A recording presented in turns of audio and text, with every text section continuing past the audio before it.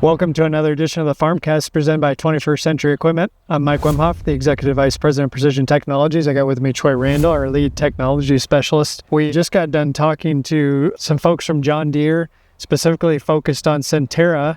And if you weren't aware, John Deere made an acquisition of Sentera back in May of 2025 to really focus on incorporating aerial field scouting into some John Deere products. Some really exciting things that are coming down the pipe, and we thought we'd share what we know at this point and opportunities that we have. So Troy, do you just kind of want to talk about the general opportunities that are maybe coming down the pipe and what we learned about today? Yep. So Sentera's some history on them. They've been around for a handful of years, but they've been just a good supplier and resource for back-end imagery processing of drone imagery. So you can pretty much have just a drone we go out to scout fields with. They have their own suite of sensors you can put, payloads, as they like to call it, you can put onto the drones.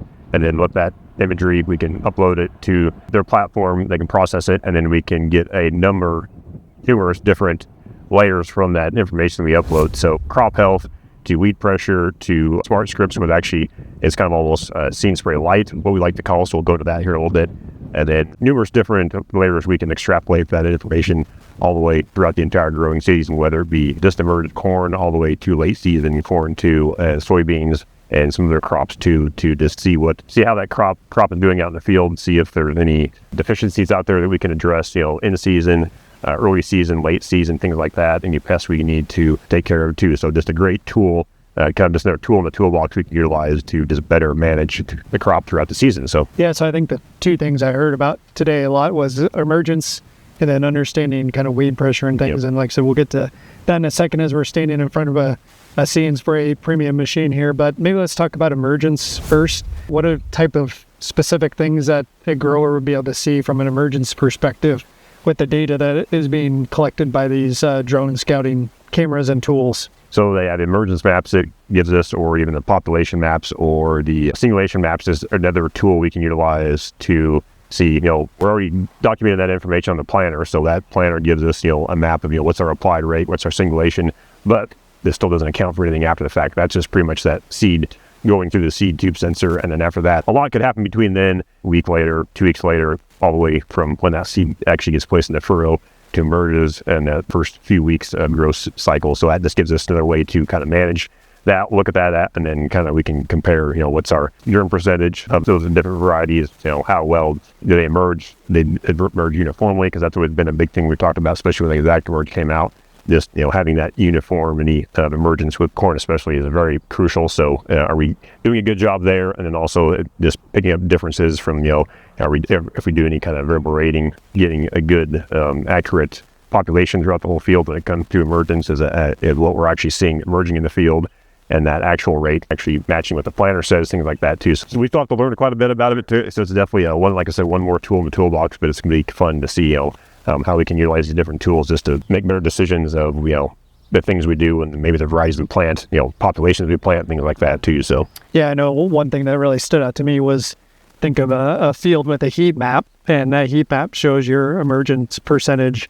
If you land into a replant scenario, yep, or just understanding, different portions of the field and how emergence has been affected by whether that's weeds or weather or whatever, you can take that and automatically upload that as a prescription to a machine. And if you're going into replant, it'll only plant those particular portions of the field, which is huge time savings and input cost savings and everything that goes along with that. Yeah, as they were explaining that exact example right there, this spring has been pretty dry, so we haven't had to have a lot of replant scenarios, but I know it's always the case every year in every area. But if you do run into that, a lot of cases, like growers, either you have to replant the whole field or none of the field. So it's like, what do you do? So if we can kind of use some technology to like give you this kind of a real rate go or no go map, you can go in there and just replant those bad spots. Yeah, you're still going to have to drive through the field, but maybe if it's a good enough stand, we'll just leave it alone.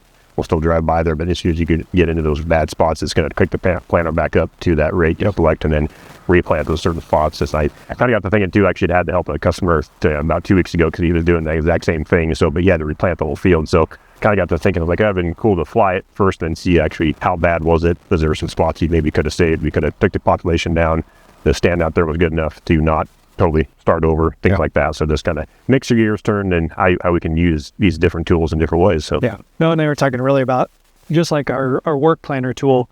How do you take decisions that are being made as you get to the field today? How do you extrapolate those out into decisions that you're making before you get to the field? You're well prepared. You don't have to sit there idling at the end of the field. The case on sprayers when you're talking about application pass, but same thing if we're going into a replant type scenario or something like that. Yeah, this gives you the tools and they know that information sooner because, like if you're in a sprayer, well, you're going to see it out in the field and you're spraying, but then by then it's like too late. You already know. It's sprayers already going by, so you really can't change your product there. You can't change what you're going to do.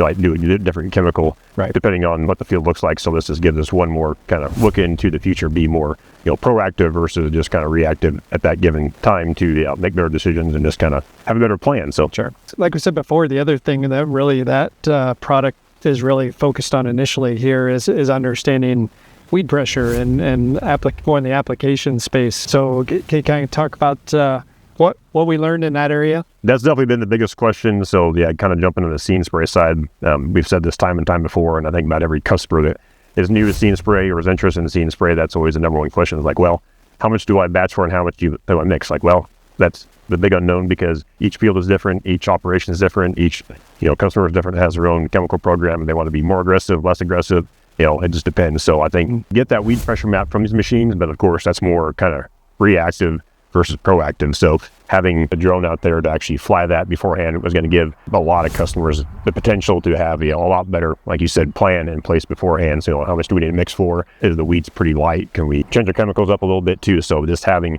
that ability to kind of have that weed pressure is going to be a very good tool for us, especially because that's been a big ask.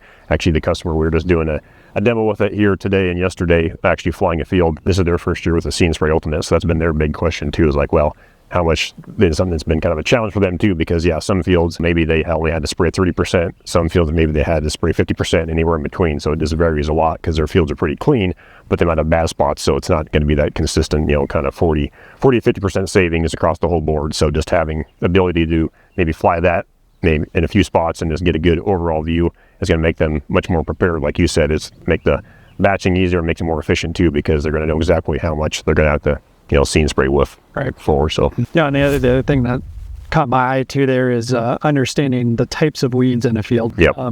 It will fly the field. It will understand percentage wise what types of grass you have, broadleaf weeds you have, break all that down for you. And John Deere talked about specific scenario if they decided to change their tank mix ahead of time, where they wouldn't have done that without this type of information. And so it's extremely valuable to know this. I can make those decisions ahead of time.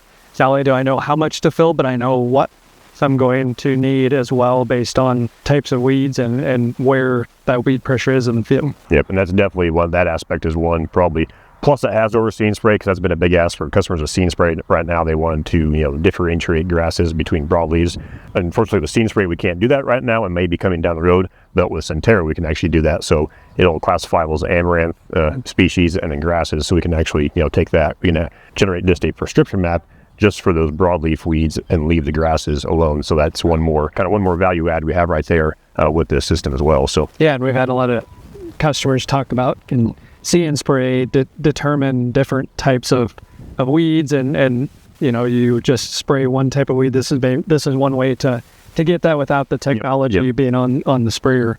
That might emerge together in the future, but a way for a tool for us to get that done pretty inexpensively to start with. Speaking of seed and spray, that's been our big question with this too. Like, how does this interact with seed and spray, or how can this work?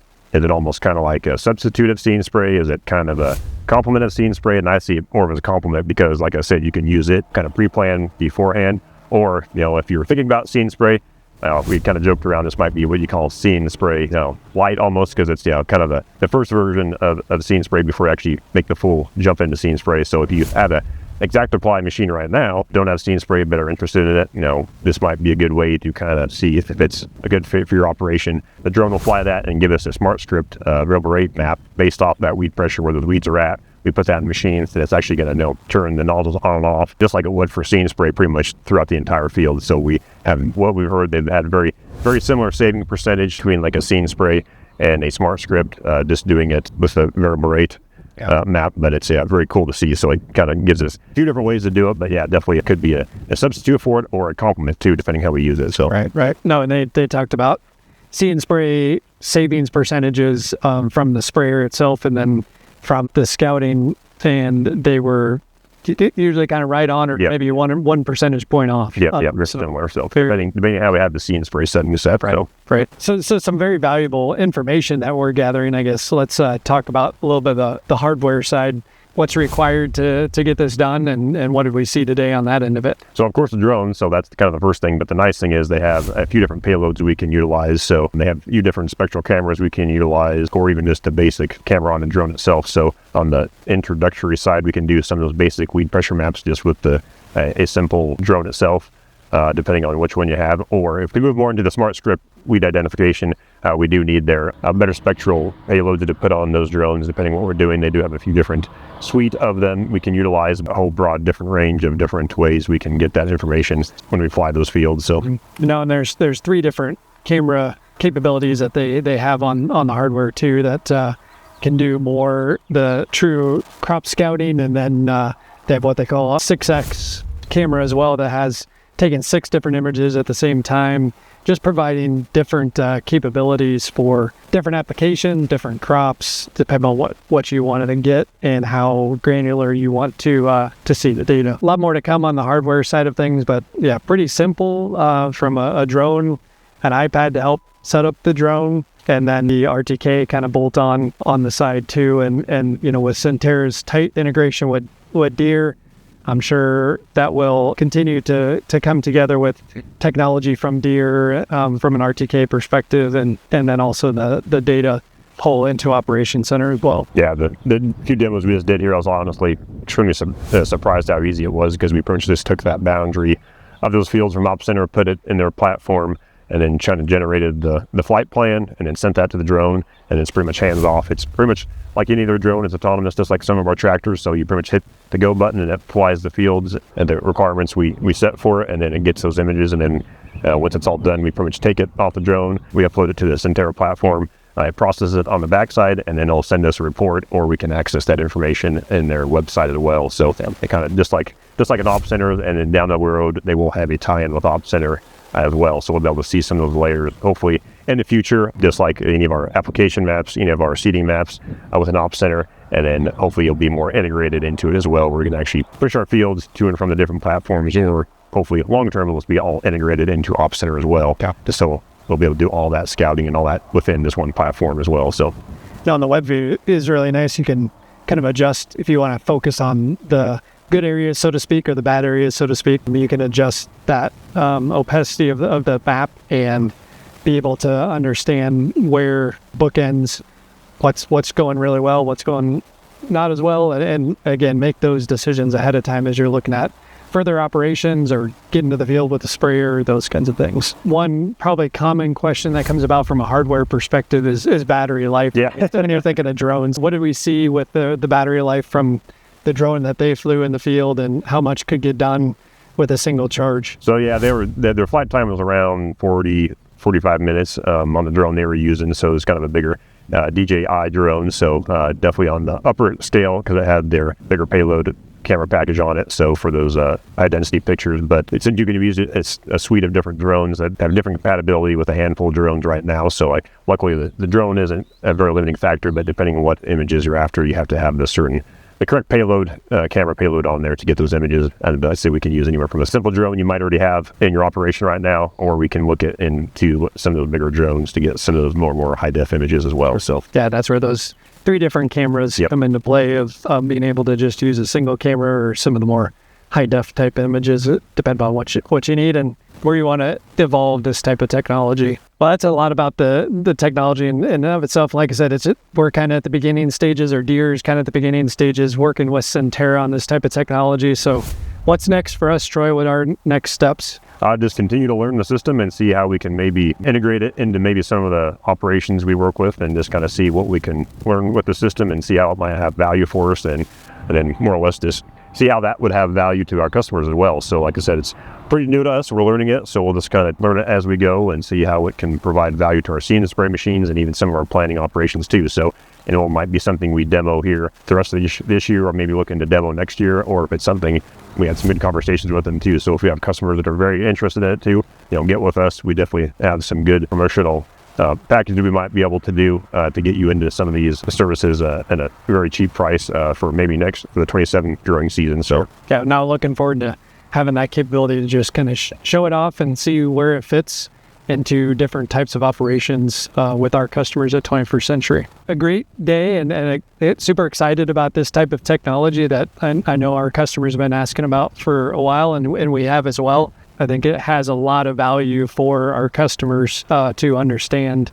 how to make their decisions better, how to make their operations more efficient. Really looking forward to it. We will definitely keep you posted on the FarmCast here and other means, or if you have questions, please reach out to one of us here at 21st Century Equipment, specifically our Precision Ag team, who was well represented here today as well, trying to pass that knowledge along to the majority of that team as well. And thanks again to the Sentera team for coming out and showing us this new technology. They did a great job of giving us some field demos and a lot of top to bottom information on it too. So thanks again for their time coming out and showing it to us. So absolutely. Thank you, Troy. Appreciate it. And thank you all for joining us here today on the FarmCast, and we'll see you on the next episode.